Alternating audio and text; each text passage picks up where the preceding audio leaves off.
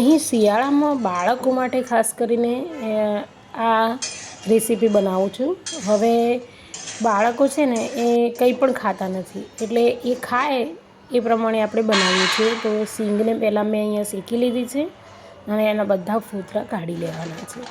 અને આ રીતે સરસ ફોતરા કાઢ્યા પછી એને આપણે ક્રશ કરીશું. હવે ક્રશ કરતી વખતે એની અંદર મેં બદામ કેટલી 200 ગ્રામ જેટલી બદામ નાખી છે અને કાજુ પણ 200 ગ્રામ જેટલા લીધા છે અને એ પણ જોડે ક્રશ કર્યા છે.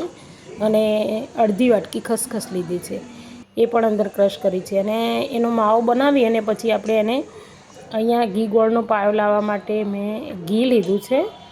તો ઘીને આપણે થવા દેવાનું છે. ત્યાં સુધી પ્લીઝ સબસ્ક્રાઈબ કરજો. અને તમે વિડીયો જોવો છો, સબસ્ક્રાઈબ કેમ નથી કરતા? આટલી સરસ રેસીપી છે. હવે એની અંદર મેં પહેલેથી ગોળ સમારીને જે રાખ્યો હતો એ ગોળ હું લઉં છું. એટલે એ રીતે આપણે ગોળ સમારીને જ લેવાનો છે. હવે અહીંયા કમ્પ્લીટ પાયો નથી લાવવાનો સુખડીની જેમ. પહેલો ઉભરો આવી જાય ને એટલે અંદર આપણે જે ક્રશ કરેલું જે માવો હતો એ અંદર એડ કરી નાખવાનો છે અને બરાબર હલાવવાનું છે. અને થાળીની અંદર પહેલેથી મેં ઘી ક્રશ કરી રાખ્યું હતું, એટલે એની ઉપર આપણે આ રીતે બનાવી દેવાનો છે. પ્લીઝ સબસ્ક્રાઈબ કરવાનું ભૂલતા નહીં. લાઈક કરજો, શેર કરજો અને કોમેન્ટ કરીને મને જણાવજો. જો આ રીતે પછી એની સુખડી સરસ મજાની તૈયાર થઈ જાય છે.